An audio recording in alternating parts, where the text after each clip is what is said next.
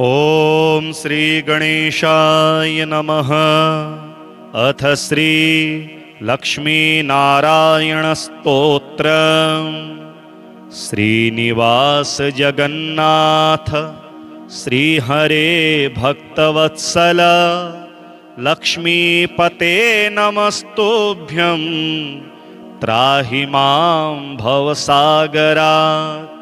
राधारमण गोविंद भक्त काम प्रपूरक नारायण नमस्तुभ्यं त्राहि मां भवसागरात्। दामोदर महोदार सर्वापत्ति निवारण ऋषिकेश नमस्तुभ्यं त्राहि मां भवसागरात्। गरुडध्वज वैकुंठ निवासिन केशवाच्युत जनार्दन नमस्तुभ्यं त्राहि मां भवसागरात्। शंख चक्र गदा पद्म धर श्रीवत्सलांछन मेघश्याम नमस्तुभ्यं त्राहि मां भवसागरात्। त्वं माता त्वं पिता बन्धुः सद्गुरुस्त्वं दयानिधिः त्वत्तोऽन्यो न परो देवस्त्राहि मां भवसागरात्। न जाने दान धर्मादि योगं यागं तपोजपं त्वं केवलं कुरु दयां त्राहि मां भवसागरात्। न मत्समो यद्यपि पापकर्ता न त्वत्समोऽथापि हि पापहर्ता विज्ञापितं त्वेतदशेषसाक्षिन् मामुद्धरार्तं पतितं तवाग्रे।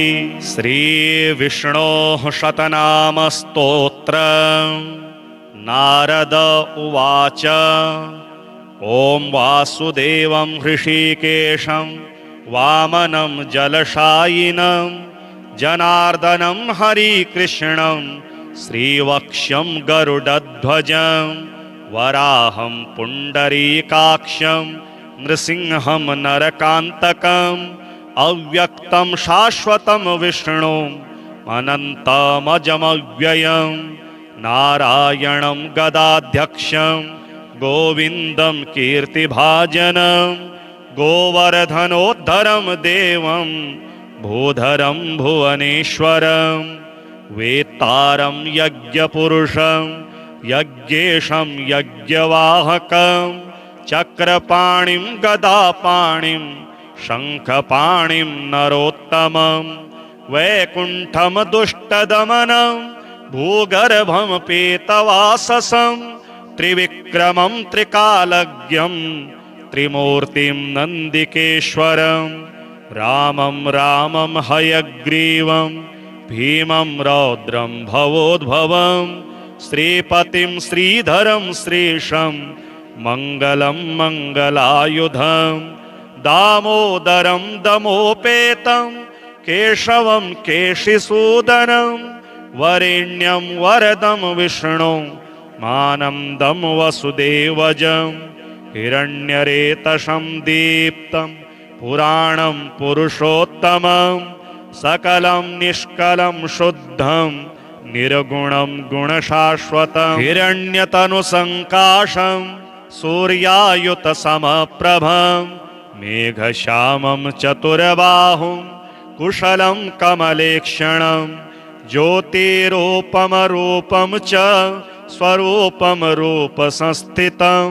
सर्वज्ञं सर्वरूपस्थं सर्वेशं सर्वतोमुखं ज्ञानं कूटस्थमचलं ज्ञानदं परमं प्रभुं योगीशं योगनिष्णातं योगिनं योगरूपिणम् ईश्वरं सर्वभूतानां वन्दे भूतमयं प्रभुम् इति नाम शतं दिव्यं वैष्णवं खलु पापहं व्यासेन कथितं पूर्वं सर्वपापप्रणाशनं यः पठेत् प्रातरुत्थाय स भवेद् वैष्णवो नरः सर्वपापविशुद्धात्मा विष्णुसायुज्यमाप्नुयात् चान्द्रायणसहस्राणि कन्यादानशतानि च गवां लक्ष्यसहस्राणि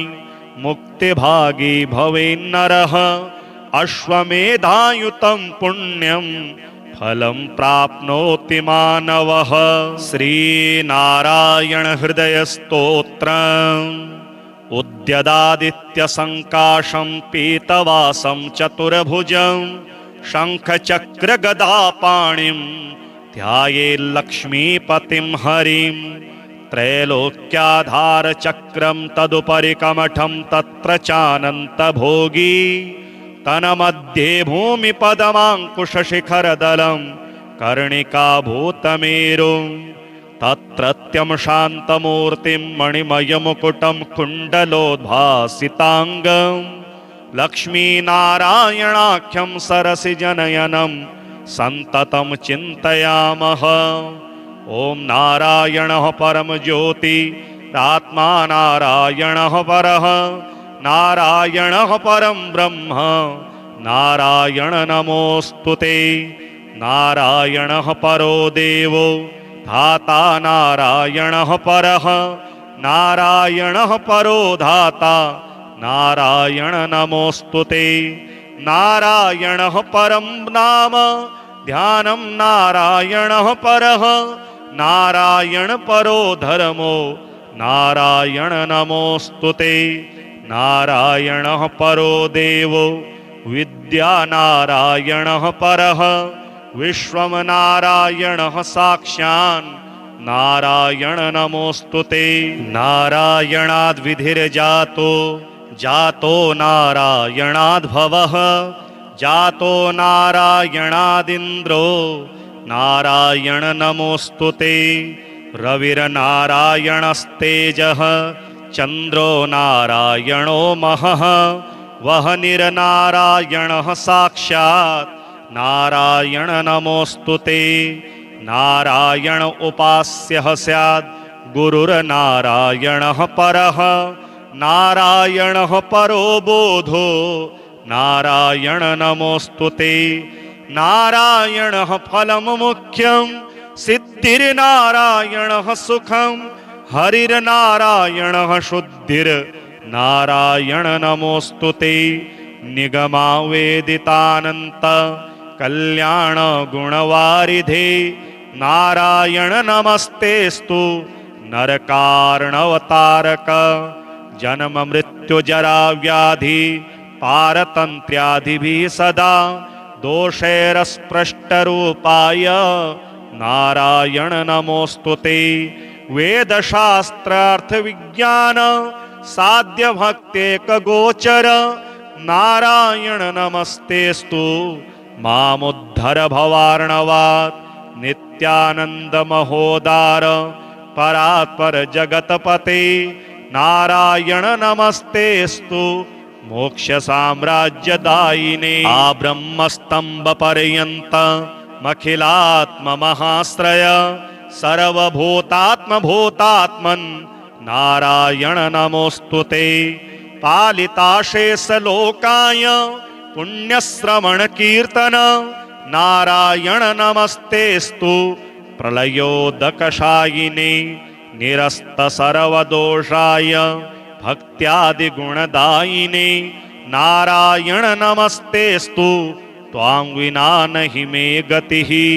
धर्मार्थ काम मोक्षाख्य पुरुषार्थ प्रदायिने नारायण नमस्तेस्तु पुनस्तेस्तु नमो नमः। नारायण त्वमेवासि दहराख्ये हृदि स्थितः प्रेरिता प्रेर्यमाणानां त्वया प्रेरितमानसः। त्वदाज्ञां शिरसा कृत्वा भजामि जनपावनं नानोपासनमार्गाणां भवकृद भावबोधकः। भावार्थकृद भवातीतो भवसौख्यप्रदो मम त्वन्माया मोहितं विश्वं त्वयैव परिकल्पितं त्वदधिष्ठानमात्रेण सा वै सर्वार्थकारिणी त्वमेव तां पुरस्कृत्य मम कामान् समर्थय न मे त्वदन्यस्त्रातास्ति त्वदन्यन्न हि दैवतं त्वदन्यं न हि जानामि पालकं पुण्यवर्धनं यावत् सांसारिको भावो मनस्थो भावनात्मकः तावत् सिद्धिर्भवेत् साध्या सर्वदा सर्वदा विभो पापिनामहमेकाग्रो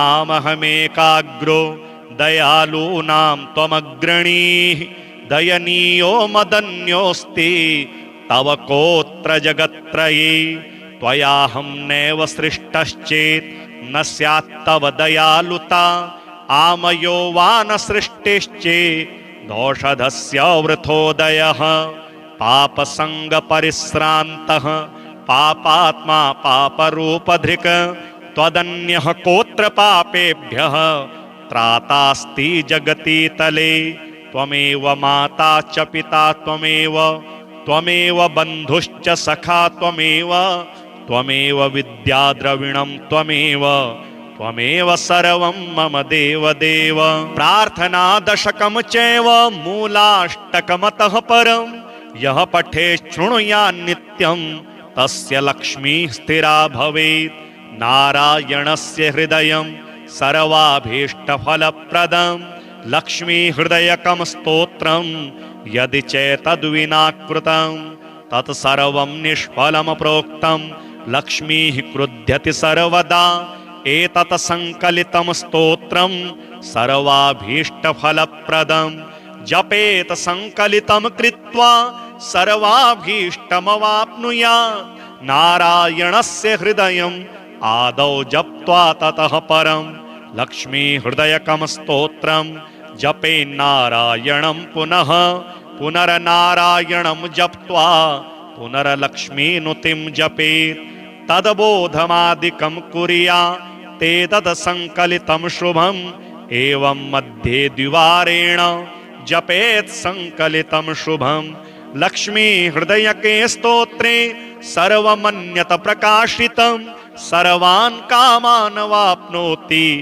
आधिव्याधिभयं हरेत् गोप्यमेतत् सदा कुर्यात् न सर्वत्र प्रकाशयेत् इति गुह्यतमं शास्त्रं प्रोक्तं ब्रह्मादिभिः पुरा लक्ष्मी हृदय प्रोक्तेन विधिना साधयेत् सुधीः तस्मात् सर्वप्रयत्नेन साधयेत् गोपयेत् सुधीः यत्रेत पुस्तकं तिष्ठेत् लक्ष्मीनारायणात्मकं भूतपैशाच वेताल भयं नैव तु सर्वदा भृगुवारे तथा रात्रौ पूजयेत् पुस्तकद्वयं सर्वदा सर्वदा स्तुत्यं गोपयेत् साधयेत् सुधीः गोपनात् साधनाल्लोके धन्यो भवति तत्त्वतः श्रीनिवास जगन्नाथ श्रीहरे भक्तवत्सल लक्ष्मीपते नमस्तुभ्यं त्राहि मां भवसागरात् राधारमण गोविन्द भक्तकामप्रपूरक नारायण नमस्तुभ्यं त्राहि मां भवसागरात् दामोदर महोदार सर्वापत्तिनिवारण ऋषिकेश नमस्तुभ्यं त्राहि मां भवसागरात् गरुडध्वज वैकुण्ठ निवासिन केशवाच्युत जनार्दन नमस्तुभ्यं त्राहि मां भवसागरात् शंख चक्र गदा पद्म धर श्रीवत्सलाञ्छन मेघश्याम नमस्तुभ्यं त्राहि मां भवसागरात् त्वं माता त्वं पिता बन्धुः सद्गुरुस्त्वं दयानिधिः त्वत्तोऽन्यो न परो देवस् त्राहि मां भवसागरात्। न जाने दान धर्मादि योगं यागं तपो जपं त्वं केवलं कुरु दयां त्राहि मां भवसागरात्। न मत्समो यद्यपि पापकर्ता न त्वत्समोऽथापि हि पापहर्ता विज्ञापितं त्वेतदशेषसाक्षिन् मामुद्धरार्तं पतितं तवाग्रे। श्रीविष्णोः शतनामस्तोत्रम्। नारद उवाच ॐ वासुदेवं हृषीकेशं वामनं जलशायिनं जनार्दनं हरिकृष्णं श्रीवक्ष्यं गरुडध्वजं वराहं पुण्डरीकाक्षं नृसिंहं नरकान्तकम् अव्यक्तं शाश्वतं विष्णुम् अनन्तमजमव्ययं नारायणं गदाध्यक्षं गोविन्दं कीर्तिभाजनं गोवर्धनोद्धरं देवं भूधरं भुवनेश्वरं वेत्तारं यज्ञपुरुषं यज्ञेशं यज्ञवाहकं चक्रपाणिं गदापाणिं शङ्खपाणिं नरोत्तमं वैकुण्ठं दुष्टदमनं भूगर्भं पीतवाससं त्रिविक्रमं त्रिकालज्ञं त्रिमूर्तिं नन्दिकेश्वरं रामं रामं हयग्रीवं भीमं रौद्रं भवोद्भवं श्रीपतिं श्रीधरं श्रीशं मङ्गलं मङ्गलायुधं दामोदरं दमोपेतं केशवं केशिसूदनं वरेण्यं वरदं विष्णुं मानन्दं वसुदेवजं हिरण्यरेतसं दीप्तं पुराणं पुरुषोत्तमं सकलं निष्कलं शुद्धं निर्गुणं गुणशाश्वतं हिरण्यतनुसङ्काशं सूर्यायुतसमप्रभं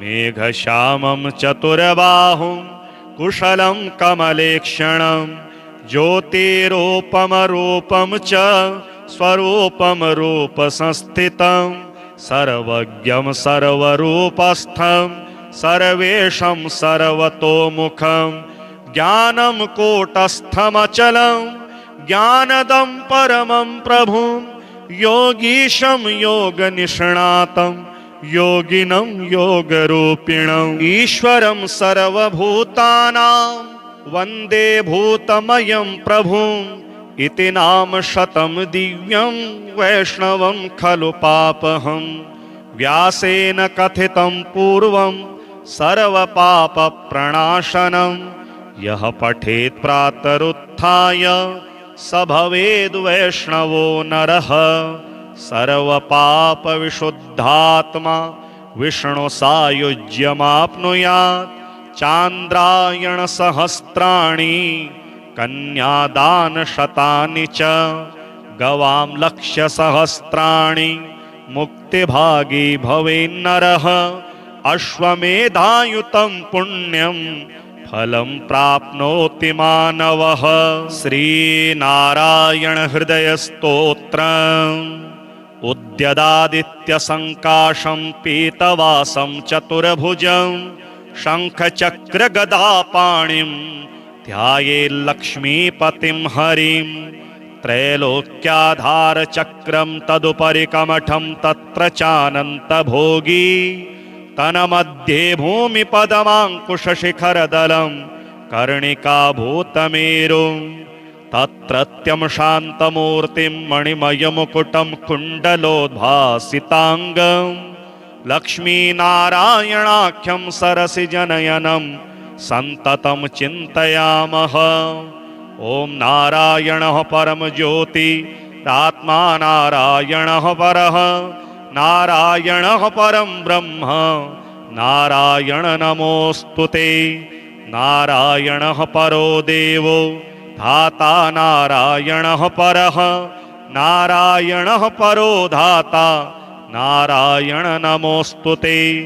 नारायणः परं नाम ध्यानं नारायणः परः नारायण परो धर्मो नारायण नमोऽस्तुते। नारायणः परो देवो विद्या नारायणः परः विश्वं नारायणः साक्षान् नारायण नमोऽस्तुते। नारायणाद्विधिर्जातो जातो नारायणाद्भवः जातो नारायणादिन्द्रो नारायण नमोऽस्तुते। रविर्नारायणस्तेजः चन्द्रो नारायणो महः वह्निर्नारायणः साक्षात् नारायण नमोऽस्तुते। नारायण उपास्यः स्यात् गुरुर्नारायणः परः नारायणः परो बोधो नारायण नमोऽस्तुते। नारायणः फलं मुख्यं सिद्धिर्नारायणः सुखं हरिर्नारायणः शुद्धिर्नारायण नमोऽस्तुते। निगमावेदितानन्त कल्याण गुणवारिधे नारायण नमस्तेस्तु नरकार्णवतारक। जन्म मृत्यु जरा व्याधि पारतन्त्र्यादिभिः सदा दोषैरस्पृष्टरूपाय नारायण नमोऽस्तुते। वेदशास्त्रार्थ विज्ञान साध्य भक्तेकगोचर नारायण नमस्तेस्तु मामुद्धर भवार्णवात्। नित्यानंद महोदार परात्पर जगतपते नारायण नमस्तेस्तु मोक्ष साम्राज्यदायिने। आब्रह्मस्तंभ पर्यंत मखिलात्म महाश्रय सर्वभूतात्म भूतात्मन् नारायण नमोऽस्तुते। पालिताशेष लोकाय पुण्यश्रवण कीर्तन नारायण नमस्तेस्तु प्रलयोदकशायिने। निरस्त सर्वदोषाय भक्त्यादिगुणदायिने नारायण नमस्तेस्तु त्वां विना नहि मे गतिः। धर्मार्थ काम मोक्षाख्य पुरुषार्थ प्रदायिने नारायण नमस्तेस्तु पुनस्तेस्तु नमो नमः। नारायण त्वमेवासि दहराख्ये हृदि स्थितः प्रेरिता प्रेर्यमाणानां त्वया प्रेरितमानसः। त्वदाज्ञां शिरसा कृत्वा भजामि जनपावनं नानोपासनमार्गाणां भवकृद भावबोधकः। भावार्थकृद भवातीतो भवसौख्यप्रदो मम त्वन्माया मोहितं विश्वं त्वयैव परिकल्पितं। त्वदधिष्ठानमात्रेण सा वै सर्वार्थकारिणी त्वमेव तां पुरस्कृत्य मम कामान् समर्थय। न मे त्वदन्यस्त्रातास्ति त्वदन्यं हि दैवतं त्वदन्यं नहि जानामि पालकं पुण्यवर्धनं। यावत् सांसारिको भावो मनस्थो भावनात्मकः तावत् सिद्धिर्भवेत् साध्या सर्वदा सर्वदा विभो।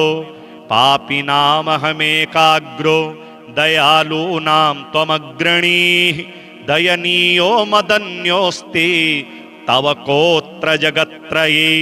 त्वयाहं नैव सृष्टश्चेत् न स्यात् तव दयालुता आमयो वा न सृष्टिश्चेत् दोषधस्य वृथोदयः।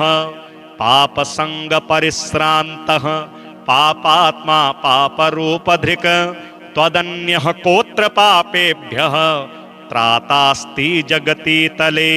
त्वमेव माता च पिता त्वमेव बन्धुश्च सखा त्वमेव विद्या द्रविणं त्वमेव सर्वं मम देवदेव। प्रार्थना दशकं चैव मूलाष्टकमतः परं यः पठे शृणुयात् नित्यं तस्य लक्ष्मीः स्थिरा भवेत्।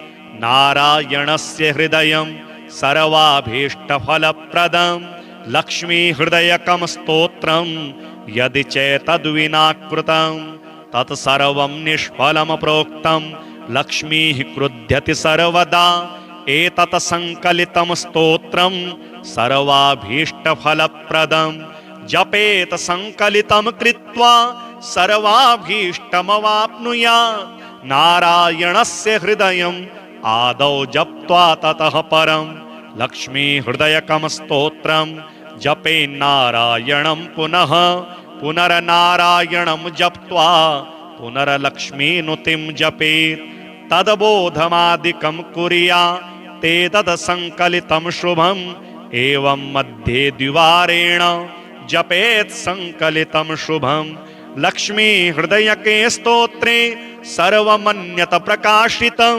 सर्वान् कामान् वाप्नोति आधिव्याधिभयं हरेत् गोप्यमेतत् सदा कुर्यात् न सर्वत्र प्रकाशयेत् इति गुह्यतमं शास्त्रं प्रोक्तं ब्रह्मादिभिः पुरा लक्ष्मी हृदय प्रोक्तेन विधिना साधयेत् सुधीः तस्मात् सर्वप्रयत्नेन साधयेत् गोपयेत् सुधीः यत्रेत पुस्तकं तिष्ठेत् लक्ष्मीनारायणात्मकं भूतपैशाच वेताल भयं नैव तु सर्वदा भृगुवारे तथा रात्रौ पूजयेत् पुस्तकद्वयं सर्वदा सर्वदा स्तुत्यं गोपयेत् साधयेत् सुधीः गोपनात् साधनाल्लोके धन्यो भवति तत्त्वतः। श्रीनिवास जगन्नाथ श्रीहरे भक्तवत्सल लक्ष्मीपते नमस्तुभ्यं त्राहि मां भवसागरात् राधारमण गोविन्द भक्तकामप्रपूरक नारायण नमस्तुभ्यं त्राहि मां भवसागरात् दामोदर महोदार सर्वापत्तिनिवारण ऋषिकेश नमस्तुभ्यं त्राहि मां भवसागरात् गरुडध्वज वैकुण्ठ निवासिन केशवाच्युत जनार्दन नमस्तुभ्यं त्राहि मां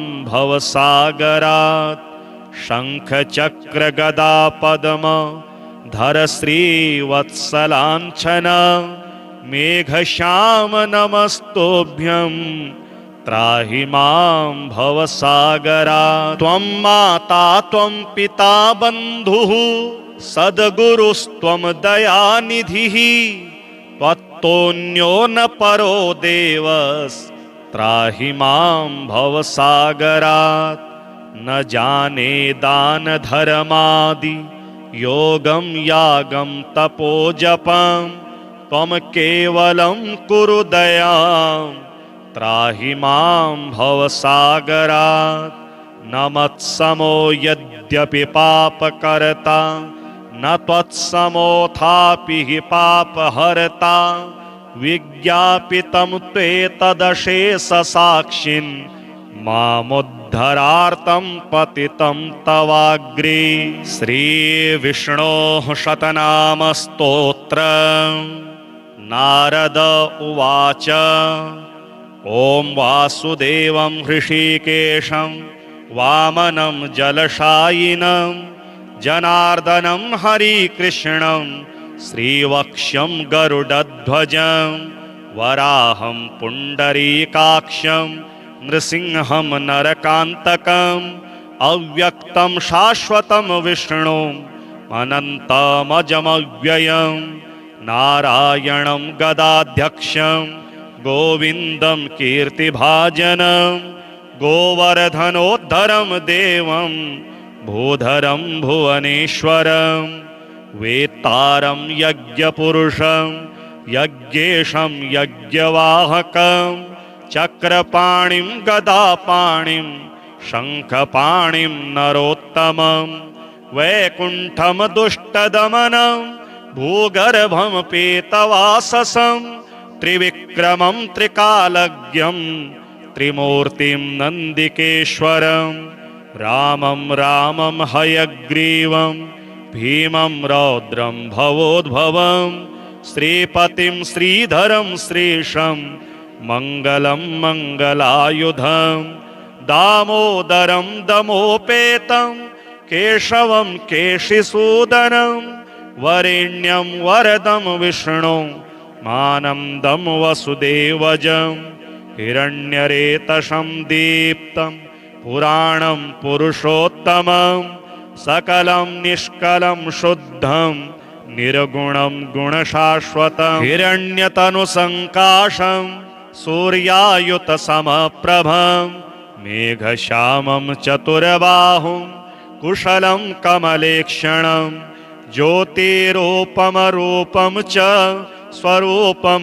रूपसंस्थितं सर्वज्ञं सर्वरूपस्थं सर्वेशं सर्वतोमुखं ज्ञानं कूटस्थमचलं ज्ञानदं परमं प्रभुं योगीशं योगनिष्णातं योगिनं योगरूपिणम् ईश्वरं सर्वभूतानां वन्दे भूतमयं प्रभुम् इति नाम शतं दिव्यं वैष्णवं खलु पापहं व्यासेन कथितं पूर्वं सर्वपापप्रणाशनं यः पठेत् प्रातरुत्थाय स भवेद् वैष्णवो नरः सर्वपापविशुद्धात्मा विष्णुसायुज्यमाप्नुयात् चान्द्रायणसहस्राणि कन्यादानशतानि च गवां लक्षसहस्राणि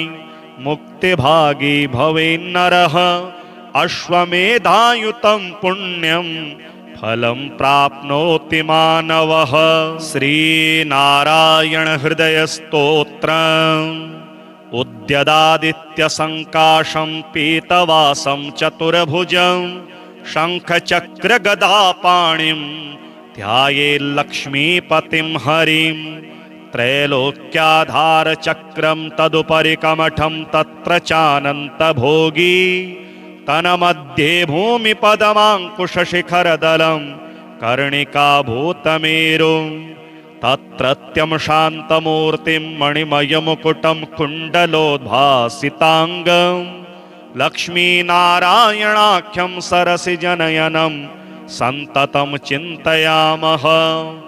ॐ नारायणः परमज्योतिरात्मा नारायणः परः नारायणः परं ब्रह्म नारायण नमोऽस्तुते नारायणः परो देवो धाता नारायणः परः नारायणः परो धाता नारायण नमोऽस्तुते नारायणः परं नाम ध्यानं नारायणः परः नारायण परो धर्मो नारायण नमोऽस्तुते नारायणः परो देवो विद्या नारायणः परः विश्वं नारायणः साक्षान् नारायण नमोऽस्तुते नारायणाद्विधिर्जातो जातो नारायणाद्भवः जातो नारायणादिन्द्रो नारायण नमोऽस्तुते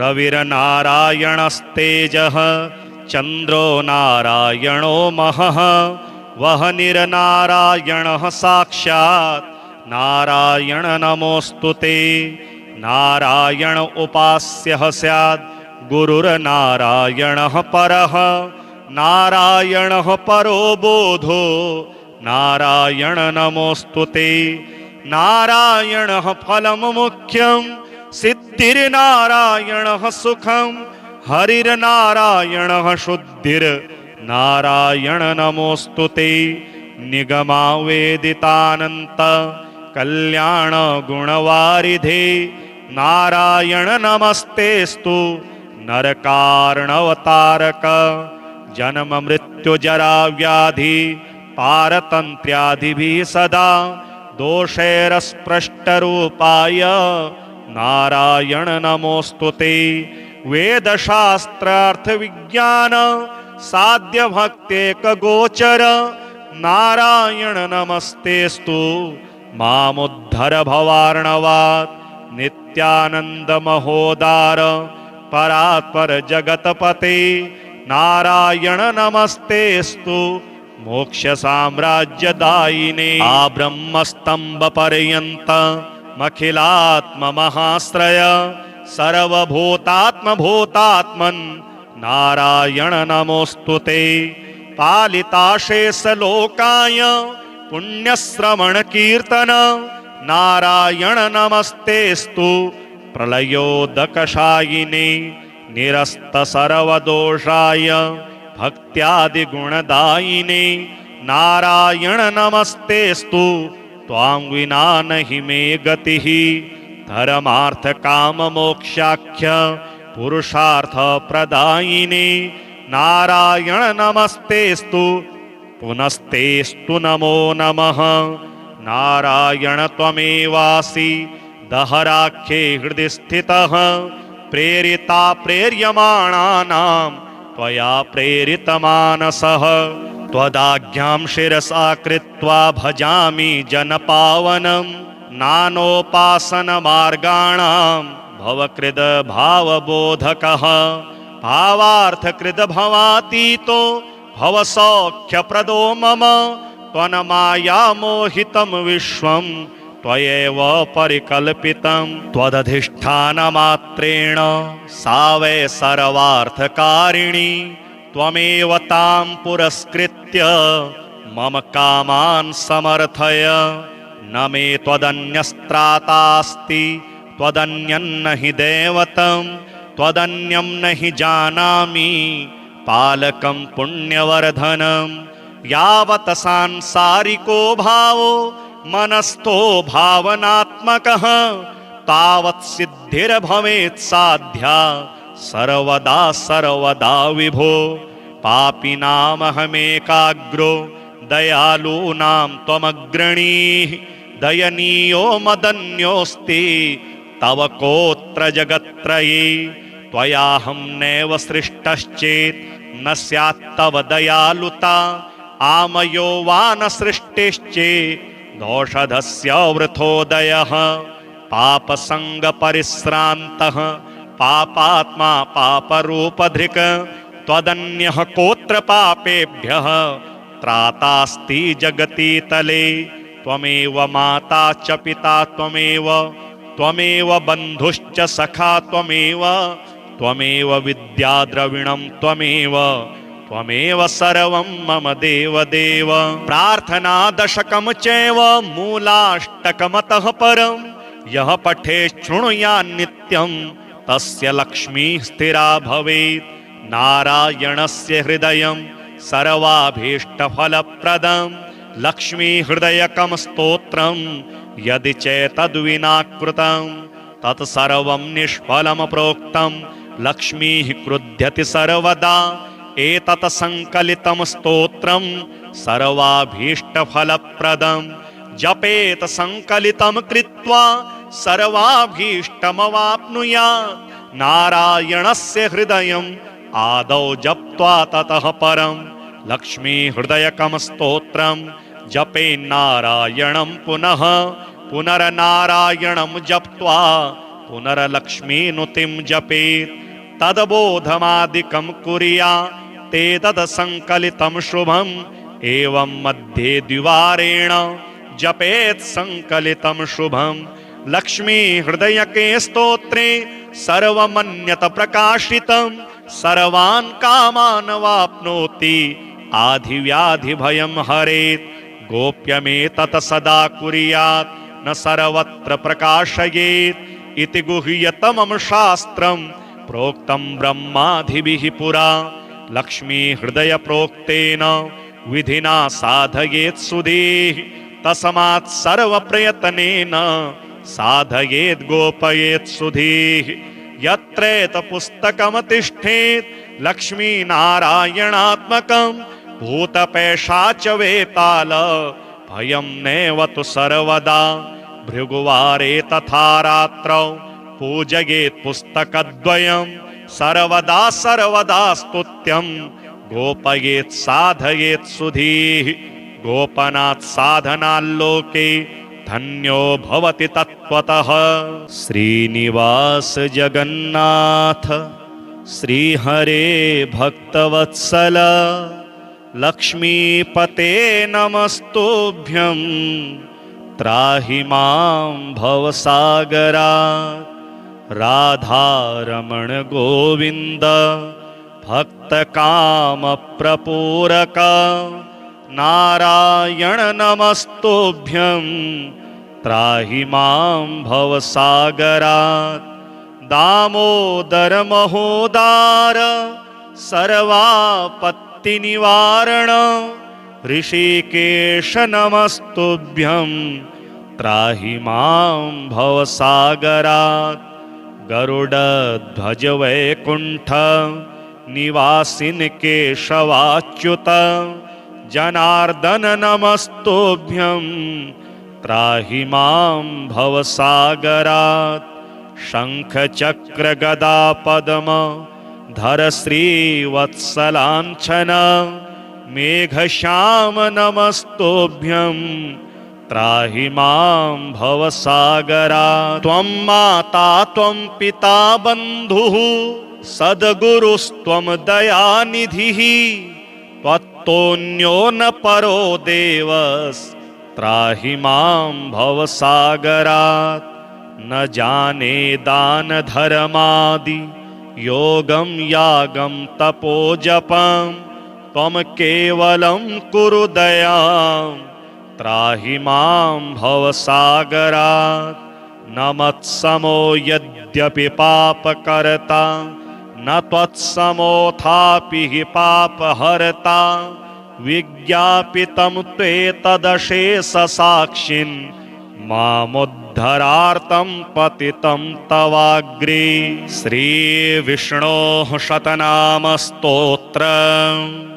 नारद उवाच ॐ वासुदेवं हृषीकेशं वामनं जलशायिनं जनार्दनं हरिकृष्णं श्रीवक्ष्यं गरुडध्वजं वराहं पुण्डरीकाक्षं नृसिंहं नरकान्तकम् अव्यक्तं शाश्वतं विष्णुम् अनन्तमजमव्ययं नारायणं गदाध्यक्षं गोविन्दं कीर्तिभाजनं गोवर्धनोद्धरं देवं भूधरं भुवनेश्वरं वेत्तारं यज्ञपुरुषं यज्ञेशं यज्ञवाहकं चक्रपाणिं गदापाणिं शङ्खपाणिं नरोत्तमं वैकुण्ठं दुष्टदमनं भूगर्भं पीतवाससं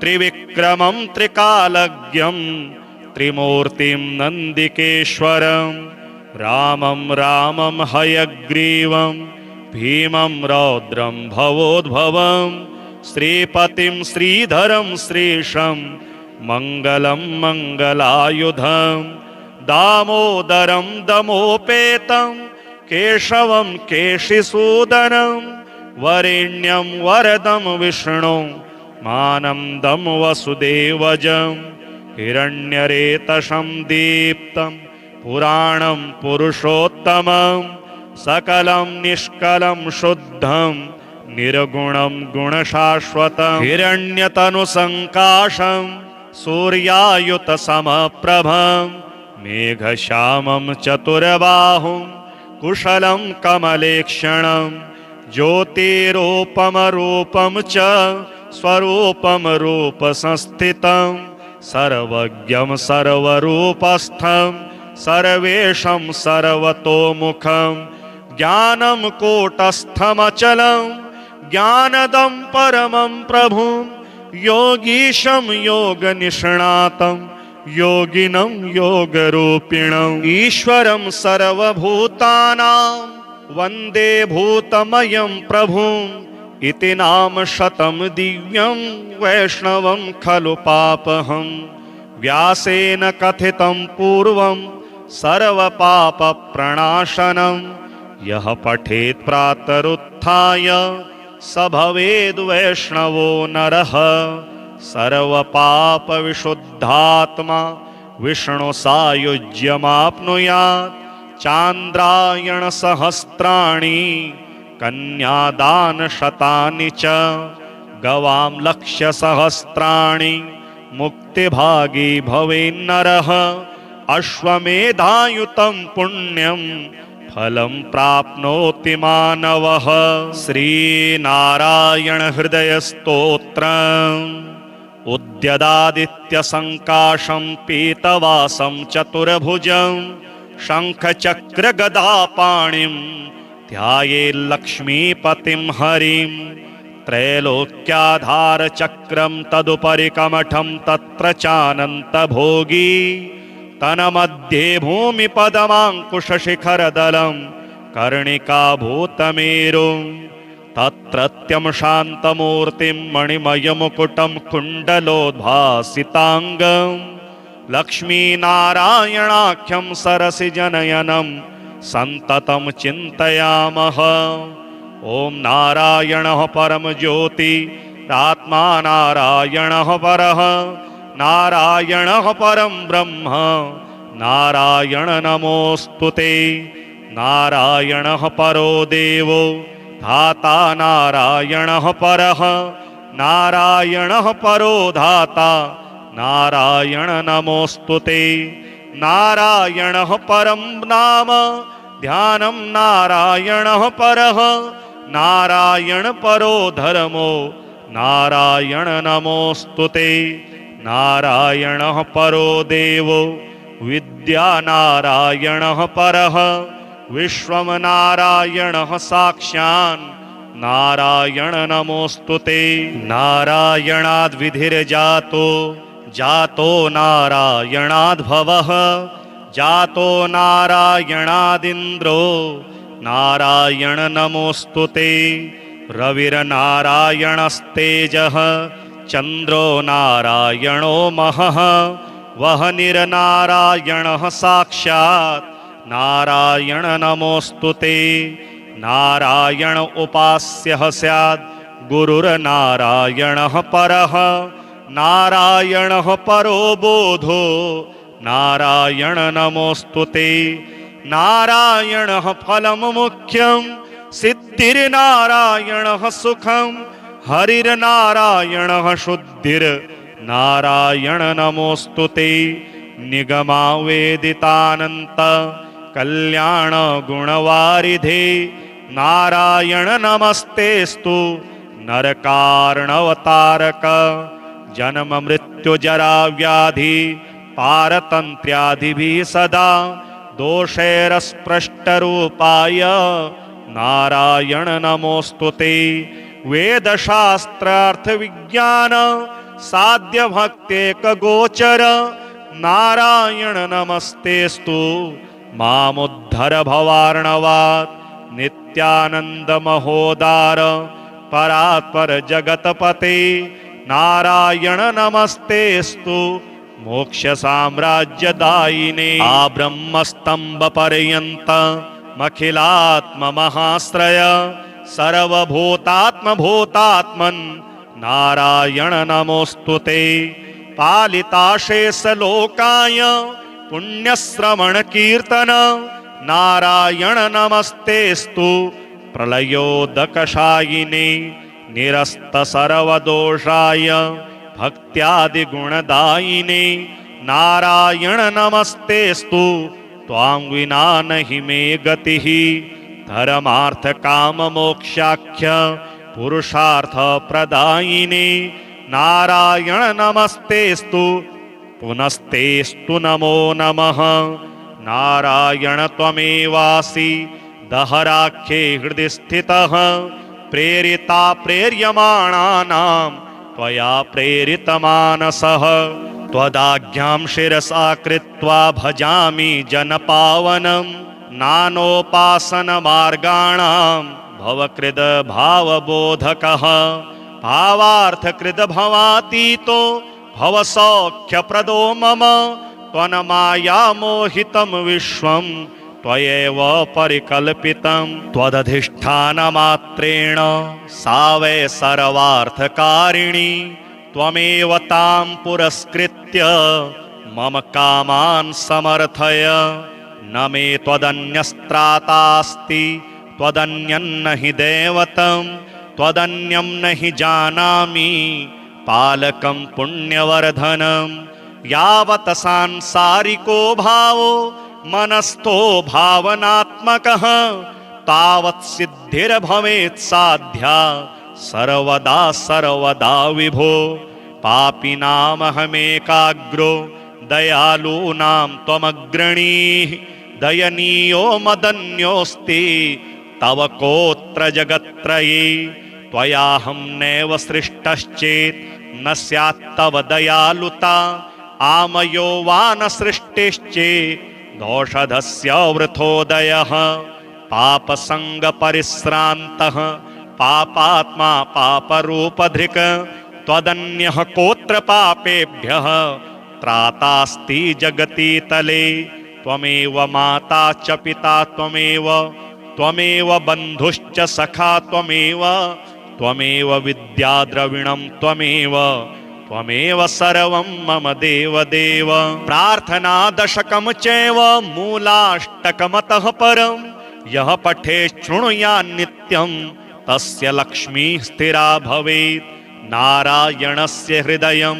सर्वाभीष्टफलप्रदं लक्ष्मीहृदयकं स्तोत्रं यदि चेतद्विना कृतं तत्सर्वं निष्फलं प्रोक्तं लक्ष्मीः क्रुध्यति सर्वदा एतत् संकलितं स्तोत्रं सर्वाभीष्टफलप्रदं जपेत संकलितं कृत्वा सर्वाभीष्टमवाप्नुयात् नारायणस्य हृदयम् आदौ जप्त्वा ततः परं लक्ष्मीहृदयकं स्तोत्रं जपे नारायणं पुनः पुनर्नारायणं जप्त्वा पुनर्लक्ष्मीनुतिं जपेत् तद्बोधमादिकं कुर्यात् ते तत् संकलितं शुभम् एवं मध्ये द्विवारेण जपेत् संकलितं शुभम् लक्ष्मीहृदयके स्तोत्रे सर्वमन्यत प्रकाशितं सर्वान् कामान् वाप्नोति